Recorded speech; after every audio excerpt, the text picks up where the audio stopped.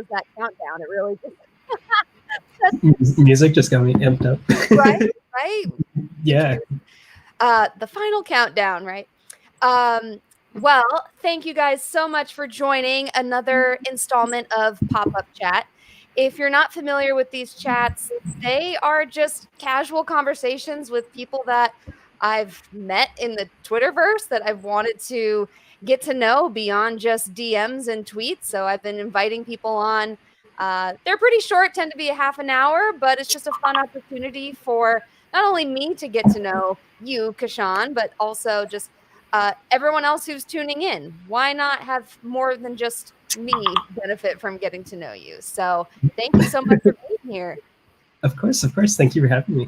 Of course. So, okay, you had a question about my painting, which we'll get to, but I have a question first about your mug, because I think that's a NaNoWriMo mug, and I just signed up for that, and I really don't know what I'm doing. So if you are cool enough to have a mug, I know you know more about it than I do. So can we get into that first? Yeah, so this is actually really embarrassing because I am a four-year NaNoWriMo dropout. So I I've always aspired, I think since 2016 or 2017, it's been an aspiration to write a novel. And I think the last time I was super close to it, I had just finished binging Black Mirror. So I was like, okay, I'm gonna write a super dark, cryptic, psychology thriller novel. And I usually just sign up, and then I think the longest I've lasted is actually 3 or 4 days. So I would say for anyone who signs up for the National Writing Month, if you can pass a week, you are doing better than I did. And the funny story around this mug is actually this year, because it was COVID, I sort of had this idea that there was nothing that could distract me, right? As I'm at home all the times, and I'm writing a lot. I was hitting a really good momentum in the fall with writing. So I bought the mug as kind of a almost like public shaming in a way. I was like, if I have a mug, people are gonna see it, people are gonna ask about it, and I'm gonna feel more and more embarrassed if I don't actually have anything to show for it. And then the reality is that I still dropped out of NaNoWriMo, but now I have a mug. There you go. Well, I don't blame you. I mean, I feel like just taking that step is so hard, but they don't do the writing challenge that frequally, right? I think I saw the next one is until September. I'm like, yeah, I think they do it. They do it every fall, but I also, I also feel like it's one of those things where it's like an illusion that you have to just write a lot this 1 month, and then once NaNoWriMo ends, you can never get back to writing a novel again. So I think the thing that I need to unstick in my head is the idea that I have to wait for some big movement to start before I start it. But I get it. I will say it is a really pretty mug. It has. I really fell in love with the art on the back of the mug. Kind of despite not actually doing anything. No, but you've been doing so much writing with your newsletter and everything. But you aspire to write more of a novel. Is that why you joined? You said. So I have two of my longest running NonWork ambitions. One is to actually write a short musical. Which is actually a lot of steps because I don't even know how to compose music. So it's kind of one thing I want to do in the future. I learned how to play the piano for 2 months last year, and then got distracted. But then the other one is to write a short novel. And so both of those are kind of taking the back seat. But I think at some point in the next hopefully 20 or so years, my dad actually just got back to he grew up writing a lot of poetry, doing a lot of playwriting, and then came to the US and stepped away from it a little bit. But now he's in I wouldn't say retirement, but he's getting back to a lot of it now and producing movies. So I always think about that, where it's hey, I don't have a deadline around this. My dad is now doing what he wants to do. So. Right. Maybe you guys can do a challenge together. But I'm like you. I'm like, oh gosh, we're in this pandemic. I'm gonna be as creative as Taylor Swift has been and as productive, putting out 2 albums in 3 months. But it didn't happen that way. I don't know if you saw my tweet earlier about what I did to try to write more. The purchase I made. The typewriter, yes. The typewriter. You're the first to see it. Wait, let's see. There it is. Super That excited. is, so I can totally relate to you, just like starting and not really getting anywhere and quitting after like 30 seconds. I'm like, Yeah, okay, if I see that there every day and it's gonna I be my know that, I'm not going to have any distractions. I've tuned everything out. I'm not going to open like 500 tabs. Maybe I'll have a fighting chance to at least yeah. get a first draft out. And it was kind of like, it was fun just to hear the sounds and to hear the bing, but there's definitely a learning curve. I really don't really know what I'm doing with it yet. So Sure.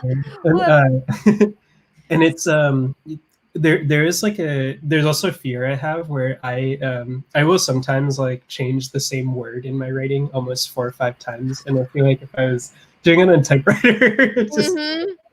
turn, turn, turn, turn, turn, Yeah. turn, turn, turn, turn.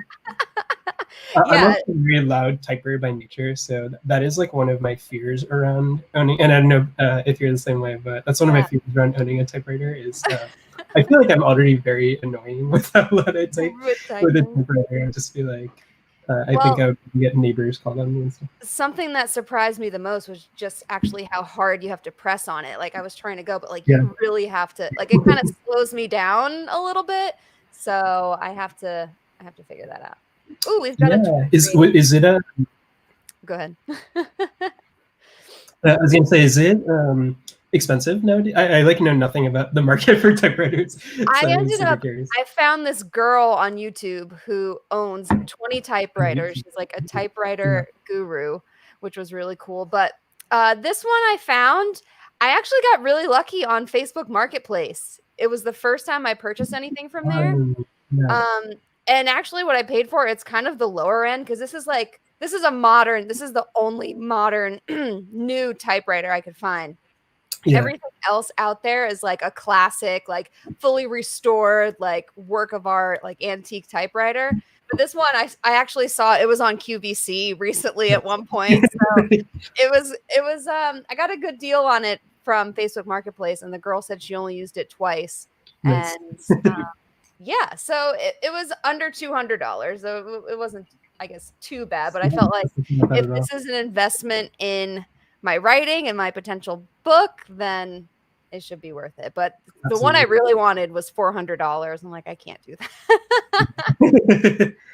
What I don't know if it's like a secret, but what are you thinking about for your book in terms of like what you're really excited to write about, or Yeah. thematically what you're trying to focus on? Thank you for asking. I kind of just want it to be an extension of the stuff that I tweet about, but I think I'm going to focus more so on a personal branding angle. So, kind of melding personal brands with like some anecdotes about things that celebrities have done and stars in pop culture and things that have worked for them, and just Yeah. lessons that we can learn from pop culture and apply to our own personal brand. So, we'll see. It's all jumbling around in my head. And, I'm like, oh, do I need to stick to like a certain era of pop culture, or am I just all over the map? There's a lot to organize, but Yeah. we'll see. I notice so I know in a lot of your writing and a lot of your tweeting as well, you focus a lot on like the late 90s, early 2000s, and I don't know if it's just that I don't know if it's just that like that era was more interesting, but I'm kind of curious because when I think of pop culture and like modern pop culture, I don't ever think before. I think like Michael Jackson is probably where my brain starts when Okay. I'm really thinking about modern pop culture, and I'm kind of curious if for you think there was something especially special about the 90s and the early 2000s that that like made for really good pop culture. Yeah. Oh my gosh. You're like interviewing me. I love this. Yeah, it's Thank like you. a running curiosity, and I think part of it is part of my thesis is that it's just related to MTV and Mhm. the rise of video and stuff. But yeah, I feel like you probably have a much more. Yeah, well, I'll try. I mean, I think of Michael Jackson too. I feel like in my mind, I have like two eras, like the stuff I listened to with my dad in the car, and then the stuff that that were my personal interests that, he obviously didn't have. He was all about the Beatles and yeah, Michael Jackson, the Carpenters, that whole era, Yeah, which I also love. But I just honestly, I feel like I was born in 1989 and I feel like I was at that perfect age, like 97, 98, 99, you know, when the Backstreet Boys came out and then when Britney and Hanson, like I felt like I was just old enough at like 7, 8 years old to start having my own personal interests. So I wasn't too young. I wasn't like a 4-year-old, like right when this boom hit. Aligning with like your childhood and Yeah. formative stuff. Yeah. And I wasn't a teenager who was maybe already into like Nirvana or whatever I would have been Yeah. into from the late 80s or early 90s. So it was just when I was kind of coming into my own as this young little girl and like finally Yeah. having my own interest about things. And I remember it was just like group after group after group or artist after artist. And you know, I mean, like once Yeah. Britney came out, it was like a whole different boom of pop culture. And I got on that ship and Yeah. that train and I just kind of never got off. I just absorbed all of it and consumed it all. So for me, it's just a personal thing. And I guess, Right. I don't know, I've just never grown up. That's why, Yeah. I love it so much. This is a super random tangent, but Please. early Britney reminded me of it. My sister used to have, I don't know if you remember those, this was like pre iPod. They used to have those, yeah, oh my God, I forgot the name of it. They had, you had like 2 songs on it. And so my sister and I, we used to travel to India, and this was before like my grandparents had internet in there, you know, so we were like forced to entertain ourselves a lot, and we both had one of those, and I actually got really into Britney because I was so bored of listening to, I can't even remember which one I had, but I want to say mine was like maybe Simple Plan or something that was like something I don't listen to too much anymore, but I listened to my sisters so much that I got like super into, this is like Oops, I Did It Again era Britney. Yes. And yeah, I got like super into her, and this was like still the time of year where you know, like culturally guys are into like NSYNC and girls are into Britney, but it wasn't until well after like elementary, middle school that I was like, hey, you ever think about how like Lucky was actually a really good song? It is. It's such a great story, and the video is even better. I think that's so fun how we kind of vicariously love whatever our siblings love. Like I have an older brother as well, and he, you know, if it comes on in the car or whatever, like he's singing along. But Yeah. I kind of the reason I know anything about basketball at all is because of him. And I'm a little upset that we're older now and we don't live together anymore because I feel like I miss out on kind of the current sports, like anything again, like late 90s, early 2000s sports back when we were living together in the same house. I kind of knew what was going on in the basketball world, but now I really have to make an effort because I'm not just like hearing him talk about it constantly in the other room. Yeah. And books were actually the same thing for me because I used to just finish mine and then she would have hers, and so there's like, you know, nowhere else to go. So I used to read a lot of the Babysitters Club, like oh my God, like all these books that my sister got, and it was more just out of like out of force in a way because you know, like unless you can just keep going out and buying new books, you just have to read what's in the house. So yeah, I got really into really into the Babysitters Club. I don't know if you've ever heard of like Click. It's very niche, but no, I haven't. yeah, it's a book series about this like high school clique, and I got really into that. I almost think, like more so than my sister. It was yeah, I was really into these trends, but yeah, nowadays I you know, I don't really read Babysitters Club. Wait, I think there's a movie coming out though. I think there's a Babysitters Club movie that maybe you might have to watch. Let's see. Let's check in with the chat.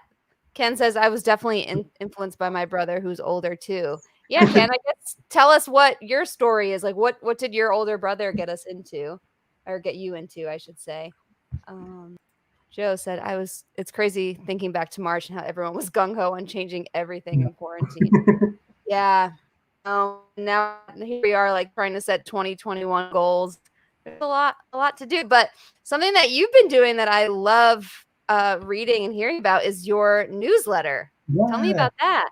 and everyone Yeah, appreciates. so I'll kind of give I guess a 30-second inspiration for the newsletter, but I don't actually know if a lot of people know what I do for my day job because I Yeah, let's don't get talk to about that too. it on Twitter. But so I work in I work at a company called Livongo, recently got acquired, and in digital health. And I do everything on the spectrum of growth, from email to SMS to direct email marketing. And it's a lot of fun to work in digital health. But one of the interesting things when I first got into marketing that I found was we did a workshop. I did a workshop a year and a half ago, I think now it was, with this company called Irrational Labs, run by a group of fantastic women. And their entire workshop was about like how, all the different ways humans can be irrational, like all of the different things that we do, all the ways we make decisions that just don't make any sense. Like if you think about, you know, how many things you buy just because they're urgent and going on sale, or like you see something on a website and it's like, hey, here's a testimonial from someone, and you don't even know who the person is, you don't even know if they're credible, but like the idea that a testimonial exists makes you want to buy something. And so I got like really into the entire domain is like behavioral economics, behavioral science, and I got really into that, started reading a lot about it in the fall. And I took a course, the first ever Coursera class I completed was actually in the first month of COVID. And it was all about neuromarketing. And that's, I wrote like a Twitter thread about all the different ways that our brain reacts to like marketing stimuli. So one example is leather. Leather has no natural smell. Like everything we know as commercial leather is a bunch of different chemicals mixed together, where people are actually testing users to put like fake leather in front of them and seeing how they like the smell, and then putting it into products. So that thread got a really good response, and I was like, oh well, clearly this is like not something that really exists almost in normal language. Like you can read research papers and you can read studies by Amos Tversky and Daniel Kahneman in the 80s, but I don't think a lot of, similar to like PopShot, right? A lot of people who are on like Twitter are looking for I think some more just friendly ways to translate some of that. And so that's kind of where it started. I was like, oh, this is such a and there was like this book Biology that I read where I was just sitting there after reading it. Biology is like lies and deceits and the things we buy, and I was like, okay, this is now I feel like I have to I have to talk about this. And it initially started as just a normal newsletter. I was like looking for inspirations. I read like Tim Ferriss's newsletter a lot. And the first one was very, very choppy. It was like, I'm going to write an essay, then I'm going to put a bunch of links, then I'm going to put a bunch of shout outs. And like, it was just like, it was basically like everything I ever loved in every newsletter I read. And it's like, that's how it goes at the beginning. That's how it goes at the beginning. And I kind of found that there were so many, number one, that a lot of people I think look at newsletters for like one of three things. One is like the longer essays, right, where I have a lot of newsletters where people just write really, really long form. Another is like good aggregators, people who not just like people who share links, but people who have like a niche, people who really kind of tell you about an area. And I think the third is just very like educational, telling people, I would consider yours definitely just very educational. I think Kate Bauer, I forget her name, hers is like super educational. I like read it and then immediately know something different about marketing or branding. And yeah, so I like wanted to make mine more entertaining, just the long form entertainment. And it just started with questions I had when Goya started boycotting, or when people started boycotting Goya after their CEO was like saying stuff about Trump. The question that came to my mind is like, all right, well, I buy Goya beans, I use them for everything. So like, now what do I do? Like, Yeah, do I go to Trader Joe's and buy their beans? But then it kind of like, I kept asking the whys behind why. Not so much why do we boycott things, because I think that part is obvious. Like, there's clearly some reason to, but when do boycotts succeed and when do boycotts fail? And that was a question I asked myself when like GPT, the AI training model came out, and a lot of people are like, "Oh, this is going to be awesome." My first question was really like, "Is it? Like, is like marketing really a field that's going to respond well to AI?" So I wrote about that, and then the recent ones have just been. The recent ones have all just been questions. The brand, I wrote one about why do we hate brand redesigns, and it was really just inspired by like Smuckers. And I felt bad because I was like, I know Smuckers spent a lot of money on this, and everyone hates it. So like, I know. like why are we like that? Like why are people? Why do we do this to people? I know. I saw a tweet from a girl the other day. She was a designer, and she shared a selfie of herself crying after someone like the internet ripped apart Yeah. something she worked really hard. I'm like, why do we do this to people? Like, why do I need a strong opinion about the Smuckers logo? I really don't. And it's funny because when people ask like, what is the one word description of your newsletter, I've like come up with many different ones. One is just like questions people never ask, because I think ASMR be a brand secret weapon is like not something people ask a lot. Yeah. Why do we trust Santa Claus? It's not something people ask a lot. It's like those kind of things are entertaining, but there's also a level of like, why are we like this? Why are we like this? I know. Which I think is a funny question, because it's like universally applicable, and I think it's like it translates really well. So I wrote when Twitter's fleets came out, actually, I had initially written a piece about LinkedIn stories, and I don't know if you or anyone watching this uses LinkedIn stories. I was like not a huge fan of it, and still not a huge fan of it. But I decided, instead of just saying like this sucks, I decided to kind of put it in a framework where it's like less so, this is why LinkedIn stories is bad. What do people want out of like a stories feature? Like, what are the main use cases and stuff like that? And then what's interesting is when Twitter fleets came out, it got the same reaction as LinkedIn stories, where everyone is like, why does Twitter have stories? Like, why,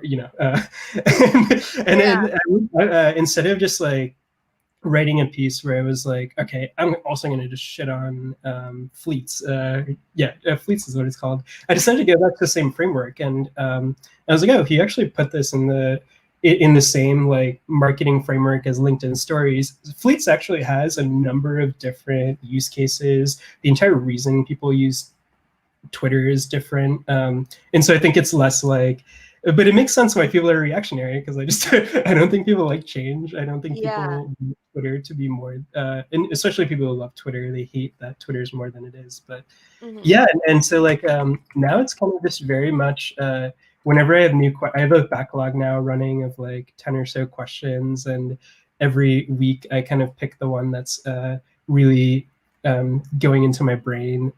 There's a lot, like recently I've been thinking about with regards to cults, conspiracy theories, especially with everything going on in the world. Like, what is the marketing all behind that? What is I go on LinkedIn, so I never watched the story. But like, what is the marketing angle behind conspiracy theories? Like, why are there are clearly some that work really, really well and others that don't? So kind of what separates the best from the worst. And then I think I mentioned this to you, but boy bands, I'm like very interested to see, because I feel like there's a formula, right?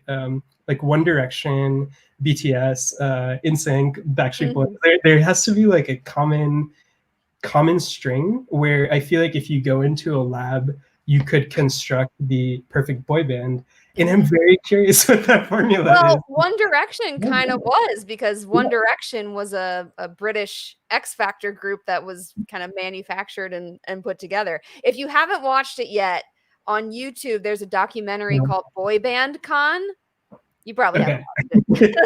I say that to people like, my secondary research for this piece, but yeah, and I think the core is that I try to be. It's like a weird balance where you have to take yourself seriously enough to like. I found out recently that some professors at my university are like reading my newsletters, and I'm like, oh well, I can't just write 10 articles about like the Santa Claus branding thing.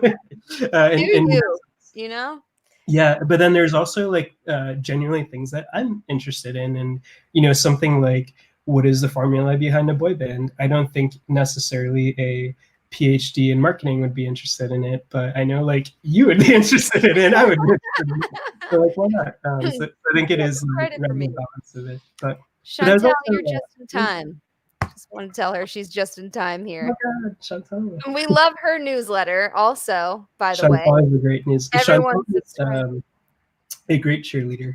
She is. In the She world. is the best. I was gonna say I love the format of your newsletter. You said that you write. I mean, every subject line is a question.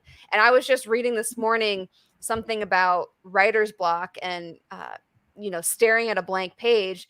And it said, don't just stare at a blank page. Start with a question Yeah. and just focus on answering that question. And that's going to be a lot easier to write than just having this idea of what you want to say. But if you write it as more of a response, it can come more clearly. So I'm going to try that on my typewriter later. Yeah. And you know what's interesting is I do like spend a good amount of time on fleshing out like what is the question that is going to make people open the email and stuff. But there are some that so like what makes an advertising jingle stick was actually the question I had on top of a blank Google Doc. Like there's nothing I changed about that question from the very beginning. And the truth is that I had no idea what makes an advertising jingle stick. I was like thinking about number one, thinking about the fact that in like the last 2-3 decades, we haven't had a lot of like outside of McDonald's, State Farm, Kit Kat, like some of these big ones, we haven't had a lot of memorable ones. And a lot of the more memorable ones are actually from like the golden age of radio, right? Where you have the Oscar Mayer and you have the, Mr. you know, the Alka-Seltzer, Plop Plop Fizz Fizz. And what's funny is some of these questions before I start writing, I don't actually know what the answer is. And and like for some of these, so for the advertising jingles one, there was literally just a 2-day period where I would like log off after work and just listen to advertising jingles, and I would like make notes where I was like, I think this is why this is like, and some of them I was just like, honestly, if this was like not on any sort of list, I would have no idea why it's popular. The Band-Aid one, I thought was like kind of like lame. I don't know, but clearly it's popular, and so clearly there is some firepower there.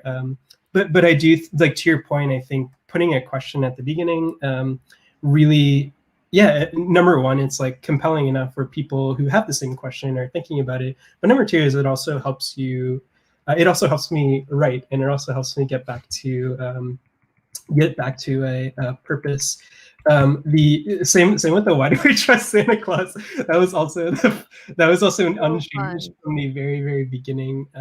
I was talking to a friend about it, and I was like, I think, and this was before I even decided I was going to do something for like Christmas themed. But I was like, isn't it kind of weird that I, as a like someone in my 20s, am still telling children to believe in this, in this and doing all of this. And so I was like, it goes back to the very first question, like, why are we the way that we are? Right, in general, why do we that kind of sums it all up. Oh my gosh. Yeah, absolutely.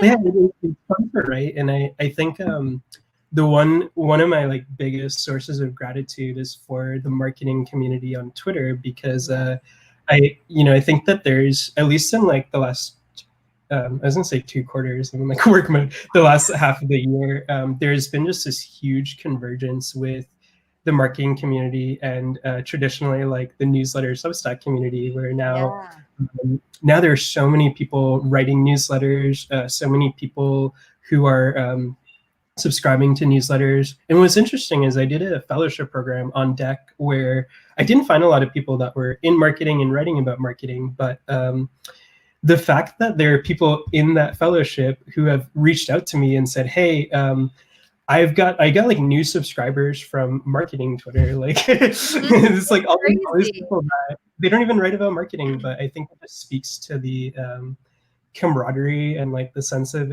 curiosity and just the sense of excitement within that community. Yeah. Well, I think you have your book idea. Your book is just going to be called Why Are We Like This? And then it's just going to be a collection of all your newsletters and answering each of these questions. You could even have people submit questions. I'm sure you've done that on Twitter.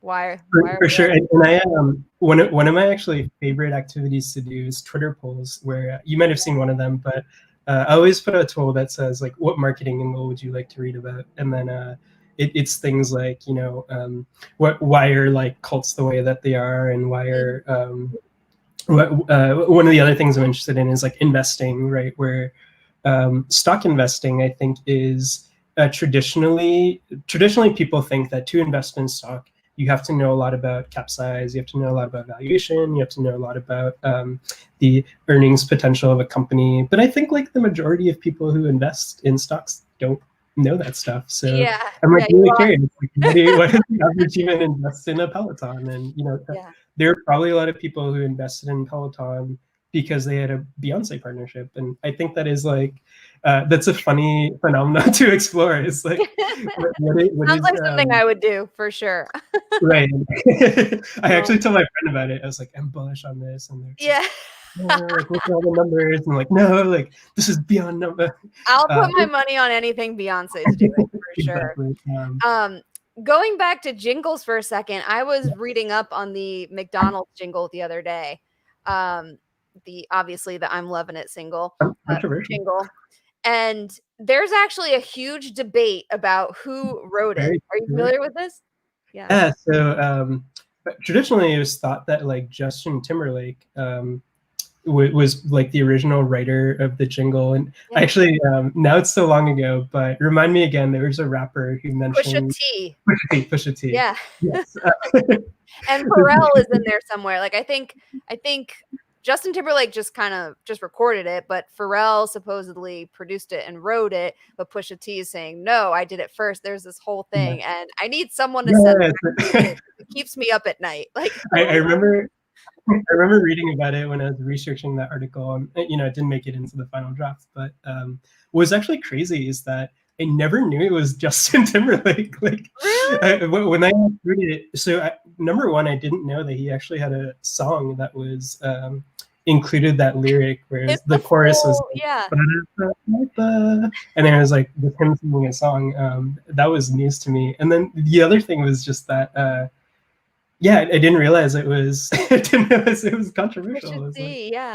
There's a whole Justin Timberlake has a whole song called "I'm Loving It." It's like 4 minutes long, and in the chorus he complete news to me until I started doing this, or until I started researching it. And there's so many other. I think the other fun thing about researching, even the things that don't make it into the final, is like so many of these other advertising jingles also have really fun backstories. So like Oscar Mayer Wiener in 1965, the guy who wrote the jingle had like never even had a hot dog before, and he was right, like I'm gonna write something that my kid thinks sounds cool, and it became like the jingle for Oscar Mayer Wiener. Wow. And then the other thing that's crazy that I just found out too is double your pleasure, double your fun. A lot of people don't know the original commercial, but a lot of people recognize it from Chris Brown because he has that Forever song. Yeah. Forever. Yeah. And then I found out that Chris Brown is a Wrigley spokesperson. Like, where did all of this come from?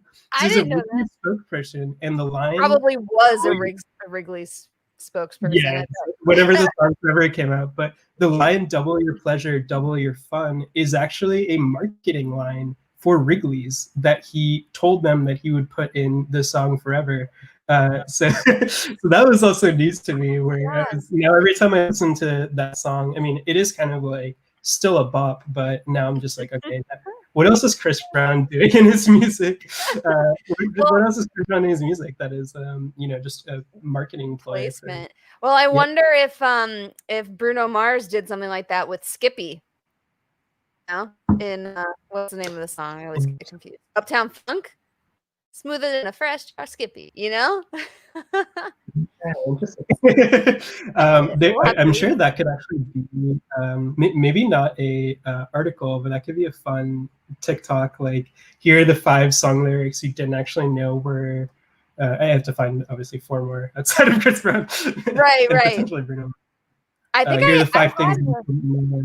Stuff. I could dig it up for you. I had a thread about this a while back, or no, just a tweet where I asked a question where people had to tell me a song with a brand name in it, and there were so many with like cars and Passive Crevassier and all those. But some people like really dug deep and found some cool ones. So Yeah, and that's, I think that's the craziest thing about marketing, is that the most mundane thing can be marketing, right? Like an analogy or metaphor, or even like double your plan, double your fun, and dance, and like all of a sudden, if you grew up in when was this popular for Wrigley's? Maybe in like the 80s. If you grew up in the 80s or the 70s and you're listening to Chris Brown, now you're just like listening to the song, and all of a sudden, the back of your mind is like, oh, mint gum. Yeah, we gotta get you some of that. Oh my gosh. And it's also crazy how much I remember, like, I was watching a basketball game when it wasn't even a McDonald's commercial, but I just heard that song in passing from a car driving by, and all of a sudden I was like thinking about McDonald's. I was like, gum. Oh my gosh. That's my funny. brain is weird. That's so funny. One thing I wanted to ask you about, tell me about Substack, because I use ConvertKit. That's what I've always built my email email on, or my email platform. But everyone seems to be hopping onto Substack, and I don't really know a lot about it. Yeah, and at the risk of sounding like a Substack spokesperson, I will say that I do enjoy Substack. I think Substack, ConvertKit, MailChimp, a lot of these tools are effectively trying to do very, very similar things. I would say like the big difference is that, I haven't used ConvertKit that much, so you probably might know more than I do, but I think ConvertKit does a fair more than just email marketing. I think they do landing pages as well. They give a lot more in the lens of analytics and the lens of like audience management. Substack, I think the reason I like Substack is actually because of its simplicity, where the only thing you can really do on Substack is write, and which is kind of like what I wanted, but I also think that there is, I think this is a difference between Substack and a Medium, where when Medium first started, there was a lot of people, that was like a big running joke, right? Is like, I'm starting a Medium, or I'm starting a Medium publication. And Medium like kind of attracted people just by associative branding. I'm going to assume that Brienne is smart because she's writing on Medium. I'm going to assume that Joe is smart because he has a Medium publication. And it was like an easy way to get people to read your writing without them actually having read anything you've done. And I think Substack right now, and again, I don't know much about ConvertKit, but I think at least in the tech community, there is a lot of really, really smart people writing on Substack. Packy McCormick, I don't know if a lot of people are familiar with him, but he writes a Substack newsletter about business that is now upwards of like 25,000 subscribers. Turner Novak, an investor I love on Twitter, he has a really, really great Substack. And so I think it really started as a lot of these smart people in tech that were on Substack, that were getting Substacks. Recently, there's been journalists who are starting Substacks, and Substack does pay them, I think, a little bit in advance. Like Casey Newton left The Verge to go to Substack. So I think what Substack is it entirely free, or do you get to a certain point? Yeah. So it's free to start. It's free to write a newsletter. Their payment model is from paid newsletters.